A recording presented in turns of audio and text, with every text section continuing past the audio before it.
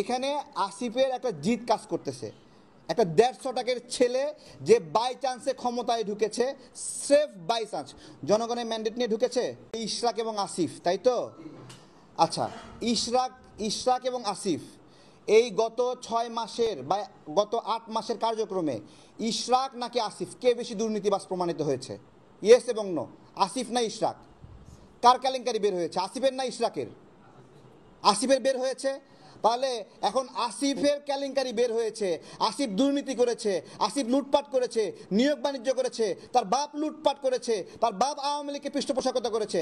আপনি এখানে আসে ইশরাককে ফাঁসাচ্ছেন। ইশরাকের ক্রাইম কি কি ভাই?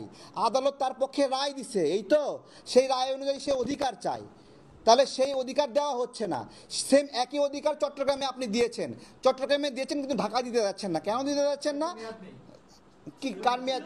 দাঁড়ান, আচ্ছা ইশরাকের মেয়াদ নাই। আচ্ছা একজন ব্যক্তি, আচ্ছা আমি বলছি, ভালো বলেছেন, ইশরাক ভাইয়ের মেয়াদ নাই, এই তো। ইশরাক ভাই দায়িত্বই তো নেয়নি, শপথই গ্রহণ করেনি, সে মেয়াদ পেলে কই থেকে? ইশরাক ভাই তো শপথই নেননি। উনি কি একদিনের জন্যও ছিলেন? বলেন, ওনার মেয়াদটা গেল কিভাবে? ওনার মেয়াদ খেয়ে ফেললো কে? এখানে দেখেন পক্ষ কয়টা, তাপস এবং ইশরাক, নাকি দুটা পক্ষ না? আদালতের কাছে কি বলেছিল যে এইরকম করে ইলেকশন ইঞ্জিনিয়ারিং করে আমাকে হারানো হয়েছে, নাকি? ইলেকশন হওয়ার 30 দিনের মধ্যে সে আবেদন করেছে যে আমাকে এই উপায়ে হারানো হয়েছে, এই কারণে আমি বেশি পেয়েছি, আপনারা বিশ্লেষণ করে এই তাপসকে পরাজিত ঘোষণা করেন, আমাকে বিজয়ী ঘোষণা করেন। সেই বিচারটাই 2 বছরে হয়েছে বা 3 বছরে হয়েছে। হওয়ার পরে আদালত কি পেল? যে হ্যাঁ, তাপস ওই সময় পরাজিত ছিল, তাই না? সেই পরাজিত হওয়ার প্রেক্ষিতে বলছে ঠিক আছে, এখন থেকে ইশরাক তাহলে বিজয়ী। তাহলে এখন আপনি বলেন, আপনি তাপসের পক্ষে নাকি ইশরাকের পক্ষে? আমি তো সেটাই বলতেছি যে ইশরাক বেশি দুর্নীতিবাজ নাকি আসিফ বেশি দুর্নীতিবাজ। আপনারা তো এই জায়গাতে ধরছেন না। এখন আসিফ হলো আপনার হলো, আমি তো বলতেছি আসিফের যতগুলো কেলেঙ্কারি বের হয়েছে ওর ফাঁসি হয়ে যায় সেই হিসেবে।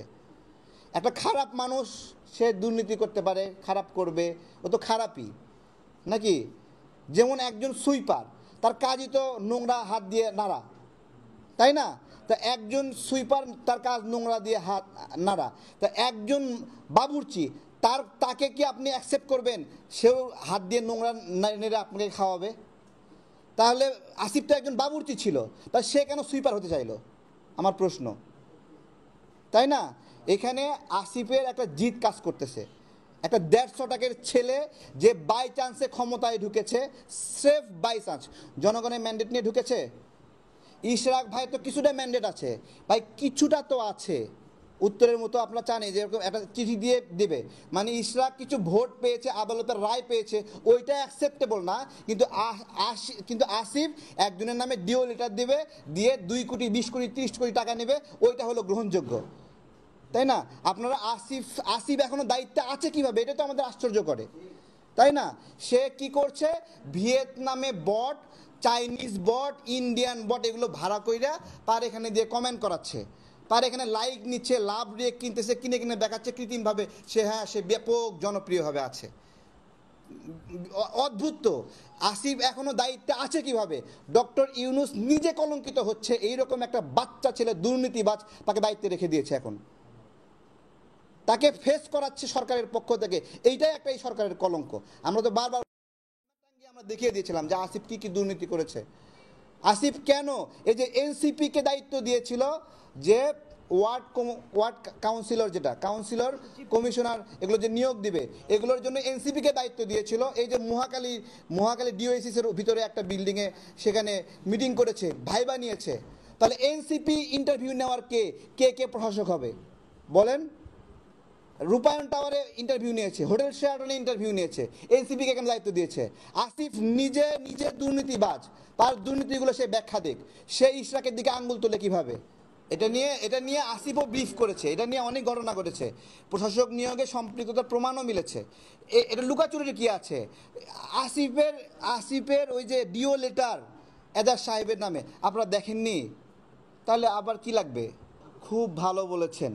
আমরা, হ্যাঁ শোন, না বিএনপি থেকে একটি দুটি আসন, প্রথমত হলো যুগপৎ আন্দোলন যারা একসাথে করেছে তাদের একটি সম্ভাবনা আছে বিএনপির সাথে বন্ধুত্বর খাতিরে, এটা হলো আসন প্রাপ্তি বা আসনের ছাড় দেওয়া অনেক ধরনের ঘটনা আপনারা দেখেছেন। নুরুল হক নুরের নামে চিঠি দিয়েছে, জুনায়েদ সাকির নামে চিঠি দিয়েছে, মান্না ভাইয়ের নামে চিঠি দিয়েছে, বিভিন্ন যারা আন্দোলন করেছে। তো আমরা আমাদের সম্মানের সাথে আমরা এরকম করব না যে একটা আসনের জন্য ধানের শীষ প্রতীক আমাদের জন্য নেব, এটা আমরা নেব না।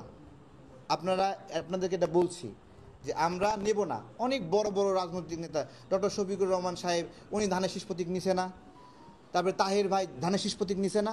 আমি বলতেছি তাদের সাথে আমাদের পার্থক্য আমরা নেব না, আমাদের নেওয়ার ইচ্ছা নাই।